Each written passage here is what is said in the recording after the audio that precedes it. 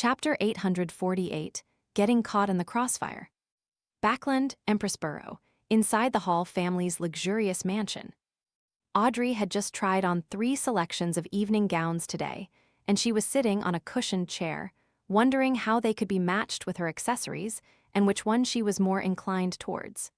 She also pondered over her mother's opinion.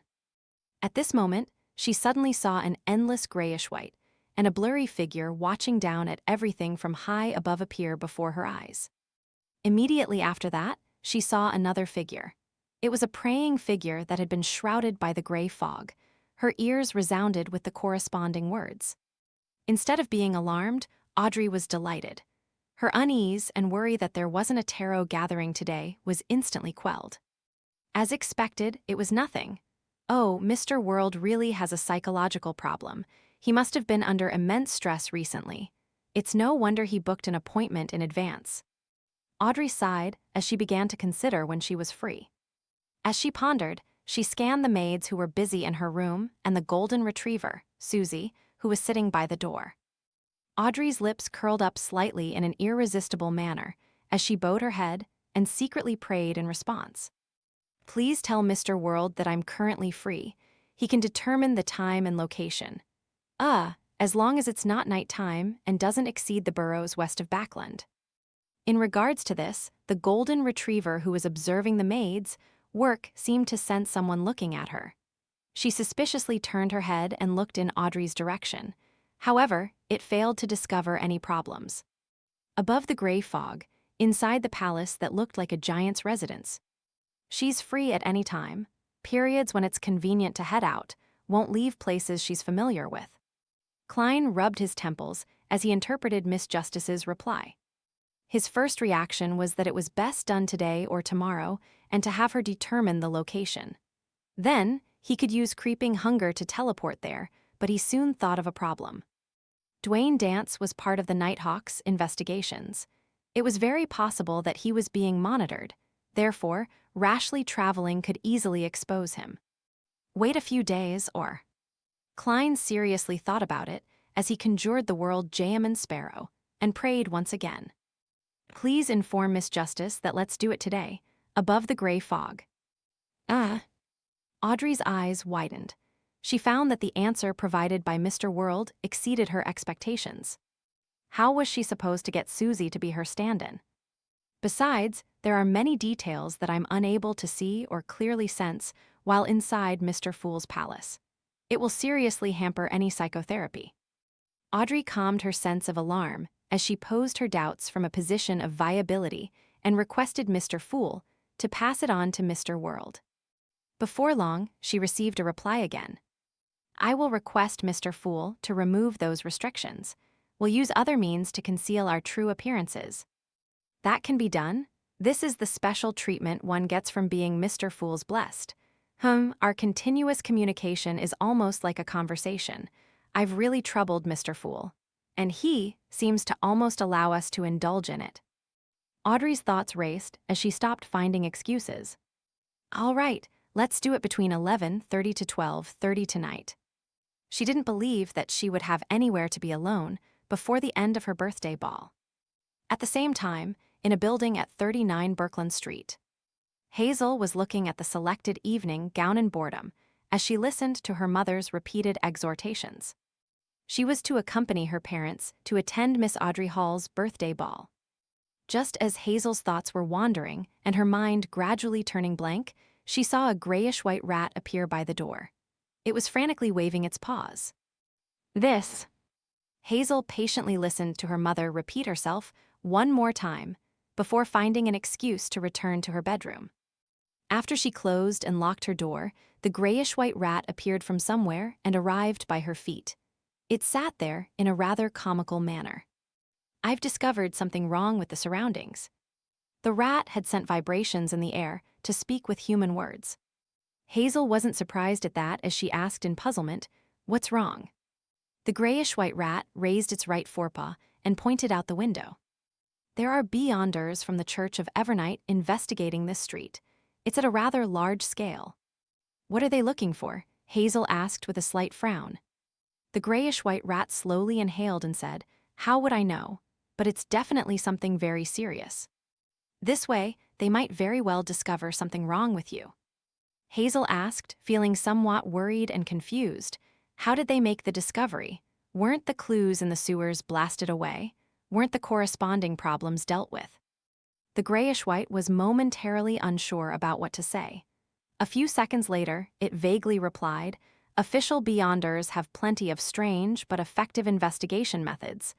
In short, I'll have to deal with your dream. This is where it's easiest to divulge things." Hazel looked down at the rat as her knitted brows relaxed. "All right then. Don't look so unwilling. It wasn't easy for me to accumulate this bit of strength, and now it's going to waste once again. Is this street cursed? First it was that demoness with a strange condition. Following that hero bandit Black Emperor appeared. Now, there's some baffling and unknown situation that made the Nighthawks pay serious attention to this street." The grayish-white rat squeaked in frustration. At 7:30 in the evening, Hazel accompanied her parents, Member of Parliament Mact and Lady Rihanna, to Empress Borough and entered the Hall family's residence. As it was a birthday ball today, she didn't manage to directly meet Miss Audrey Hall.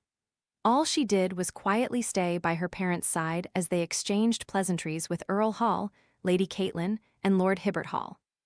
To her, these respected aristocrats were, in essence, the same as commoners. Therefore, she didn't appear notably reserved. Her actions and tone were rather liberal. If it wasn't because of her mother's repeated exhortations, Hazel even believed that the beautiful dance floor, the murals with high artistic value, and the elegant and outstanding statues were more worthy of respect. As she smiled at the people she knew and didn't know, Hazel finally waited until the ball began. She saw the star of tonight's show. Miss Audrey Hall held the arms of the Earl and Earl's wife as she walked out of the room on the second floor before arriving at the railings that faced the dance floor. Hazel scanned her and habitually ignored her appearance as she observed the matching of her gown and accessories. However, her gaze wasn't able to move away. On the chandelier hanging high above, whale oil candles produced light that came with dreamy colors. When shining on the 18-year-old Audrey, it made her emerald-like eyes, pure and indescribable face, and lustrous gold hair seem to glow. It made her gown and accessories lose their luster. Hazel was momentarily caught in a daze. She failed to hear what Earl Hall had said until the melody filled the floor as she snapped out of her daze when Audrey Hall began the opening dance with the Earl. The always proud her had suddenly felt a little inferior. She felt that even if this striking lady didn't possess any beyonder powers, there was no way Audrey was inferior to her. Hazel pursed her lips and looked around. She realized that everyone's gaze had been grabbed. The only difference was that they all had different feelings about the situation. Phew! Hazel heaved a sigh of relief. That night, she didn't act that arrogantly again. However, she yearned to leave at every minute of the night. She wanted to head home to busy herself with her matters to obtain more magical and powerful abilities. Finally, the ball came to an end, as Hazel's family bade farewell to the family and walked to the door. On the way out, Hazel couldn't help but look back. She saw Miss Audrey standing along the sides of the dance floor with a faint and beautiful smile as she expressed her gratitude to each and every guest that was about to leave. She seemed to remain under the spotlight. After the end of the birthday ball, Audrey took off her accessories and changed into her sleeping gown before entering her bathroom. As she looked at the white steam emanate with her bathrobe beside her, Audrey wasn't in a rush to soak herself inside. She first sat in the corner and prayed to Mr. Fool to indicate that she was ready. In about 10 seconds, she saw crimson light surge at her like a tidal wave, drowning her. Above the gray fog, Audrey appeared by the side of the long bronze table. This time, she didn't see Mr. Fool, who was enshrouded in gray fog. She discovered an ancient confessional. It was a brown crate that was 1.5 times the height of a person. There were doors on both sides, and a wooden plank separated the area in between them. I thought Mr. World would request Mr. Fool to conjure a wall which we will use to communicate across.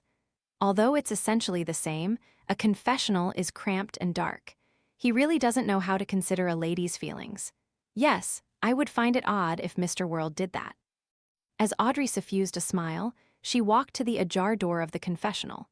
She bent her back and entered before sitting down with her legs bent sideways.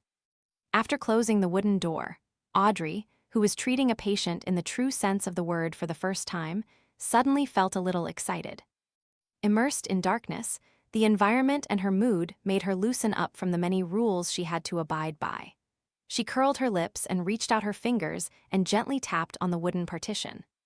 "Hello, Tilda, Mr. World, are you there?" Sitting cross-legged opposite her, Klein was infected by Miss Justice's cheerful tone. His emotions relaxed as he said, "You may begin." This time, he didn't use the gray fog to enshroud himself, but had turned himself into J.M. and Sparrow. Indeed, Mr. World's mental state isn't too good. He's too tense and worried. Audrey sensed him first, and then used a psychiatrist's placate. A gentle, invisible wave emanated over, as Klein instantly felt a cool, refreshing morning breeze blow at him during a hot summer day. The frustrations and feverish feelings within him suddenly vanished. Seeing Mr. World having made an obvious recovery, she secretly heaved a sigh of relief and asked softly, "Have you had any nightmares lately?"